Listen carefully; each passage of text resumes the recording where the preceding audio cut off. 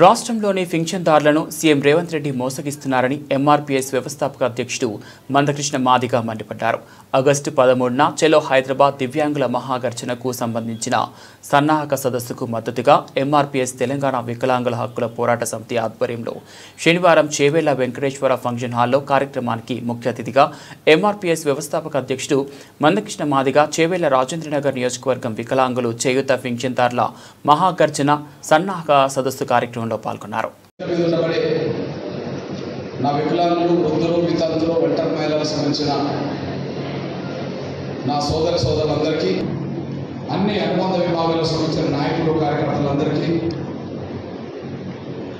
వికలాంగుల సమస్యల్ని, వృద్ధుల వితంతుల సమస్యల్ని, నా భార్య పిల్లల్ని పోషించడానికి నేను వరంగల్లో రిక్షా తొక్కి నా కుటుంబాన్ని పోషించుకున్నాను.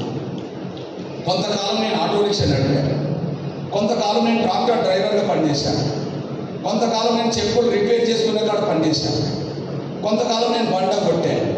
మన గ్రామాల్లో రైతుల పొలాల్లోకి పేద కూలీలు వాళ్ళు ఏ పనులకు వెళ్తారో నా పనులు నేను చేసుకున్నాను. నేను అంటే పేద కుటుంబంలో పుట్టాను కాబట్టి నాకు పేదరికం తెలుసు. కూలికి వెళ్ళిన రోజుల్లో కూడా కూలి డబ్బులు సరైన టైంలో రాకపోతే, కూలికి వెళ్ళిన డబ్బులు కూడా సరైన అందకపోతే, ఆ పూట తిండి లేకపోతే, ఆ పూట గడుపు అన్నం అండకపోతే, ఒక పూట 2 పూటలు 3 పూటలు తిండి లేకపోతే కళ్ళు ఎలా తిరుగుతాయో, కడుపుల్లో పేగులు ఎలా పడుతాయో అనుభవించిన కుటుంబం నుండి నేను వచ్చిన వాడిని. అదే సమయంలో కేసీఆర్ లాగా నేను గడిలో పుట్టలే, రేవంత్ రెడ్డి లాగా నేను బంగ్లాలో పుట్టలే, ఒక పూరి గుడిసెలో పుట్టాను. ఆ పూరి గుడిసె నేపథ్యం చెప్తా. తాటి కమ్మతో కట్టుకున్న గుడిసె.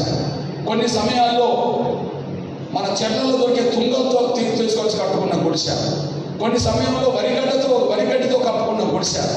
ఇక కష్టం బాధ ఎట్లుంటుందంటే, బాగా వర్షాకాలం వచ్చినప్పుడు, ఈదురుగాలు వచ్చినప్పుడు, బాగా వర్షాకాలం వచ్చినప్పుడు, ఈదురుగాలు వచ్చినప్పుడు గుడిసె అంతా కొట్టుకెళ్తుంటే, ఈదురుగాల్లో కొట్టుకెళ్తుంటే ఆ గుడిసె మీదకి ఎక్కి ఆ మీద కూర్చొని తాళ్ళు కట్టి బండలు పెట్టి అది కొట్టుకెళ్లకుండా కాపాడుకున్న కుటుంబం వచ్చిన వాడిని.